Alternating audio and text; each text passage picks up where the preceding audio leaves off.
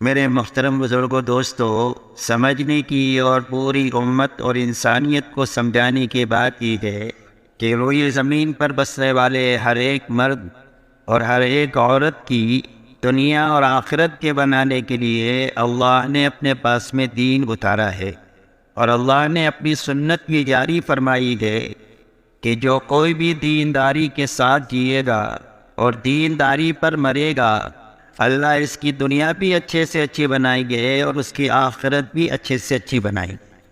اور جو بے دینی کے ساتھ جیے گا یا بے دینی پر مرے گا تو نتیجتاً اللہ اس کی دنیا بھی اجاڑیں گے اور آخرت ایسی اجڑے گی کہ اس کے بعد کبھی بھی آبادی نہیں ہوگی۔ یہ اللہ کی ایسی سنت ہے کہ اس میں کبھی بھی تبدیلی نہیں ہوگی۔ فَلَن تَجِدَ لِسُنَّتِ اللَّهِ تَبْدِيلًا وَلَن تَجِدَ لِسُنَّتِ اللَّهِ تَحْوِيلًا۔ اس لیے اچھی طرح سمجھنے اور سمجھانے کی بات ہے کہ اللہ کے یہاں سے ہر انسان کی کامیابی کا سبب حقیقی صرف اللہ کا دین ہے۔ دوسری بات میرے دوستو یہ سمجھنی اور سمجھانی ہے کہ اللہ تعالیٰ نے جو دین عطا فرمایا ہے وہ آسان دیا ہے، مشکل نہیں دیا۔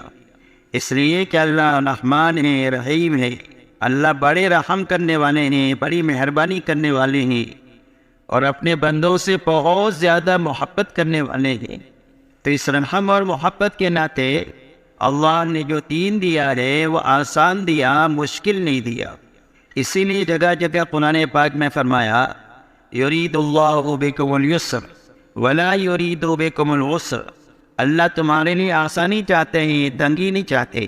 وما جعل علیکم فی الدین من حرج، تمہارے لیے دین میں کوئی تنگی، کوئی مشکل ہی نہیں رکھی۔ لا یکلف اللہ نفسا الا وسعها، فرمایا کسی آدمی کو بھی اس کی طاقت سے زیادہ کا اللہ نے مکلف بنایا ہی نہیں ہے۔ اسی لیے آپ دیکھیں نماز روزہ اللہ نے سب پر فرض فرمایا، اس لیے کہ نماز اور روزہ قائم کرنا سب کے بس میں ہی، لیکن زکوٰۃ اور حج سب کے بس میں نہیں ہے۔ تو زکوٰۃ اور حج ساری امت پر اللہ نے فرض نہیں کیا۔ جو نصاب کا مالک ہے اس کے لیے زکوٰۃ ہے، جو اللہ کے گھر پر جا سکتا ہے، شرائط پورے ہو رہے ہیں، اس کے لیے حج فرض ہے۔ لیکن نماز روزہ سب کے لیے آسان ہے، اس لیے سب پر فرض ہے، اور اس میں بھی اللہ کی طرف سے یہ آسانی ہے کہ آپ وضو نہیں کر سکتے ہیں، تیمم کر لیں۔ آپ کھڑے ہو کر نہیں پڑھ سکتے ہیں، بیٹھ کر پڑھ لیں۔ بیٹھ کر نہیں پڑھ سکتے ہیں، لیٹ کر پڑھ لیں۔ سفر میں آپ عشاء کی 17 رکعت نہیں پڑھ سکتے ہیں، 2 رکعت فرض پڑھ لیں، 3 رکعت وتر پڑھ لیں، آپ کو 17 رکعت کا ثواب ملے گا۔ آپ سفر میں بیمار ہیں، روزہ نہیں رکھ سکتے ہیں، فرمایا تندرستی میں رکھ لیں۔ اور اتنا آسان دین اللہ نے دیا کہ ایک آدمی جوانی میں خوب عبادت کرتا ہے، خوب دعوت کی محنت کرتا ہے، خوب ریاض اور مجاہدہ کرتا ہے، لیکن بوڑھا ہو گیا، اب بڑھاپے میں نہیں ہو سکتا۔ تو فرمایا بڑھاپے میں نہ کرنے کے باوجود بھی جوانی کی عبادت رکھی جائے گی، اس لیے کہ اللہ نے دین کو آسان بنایا ہے۔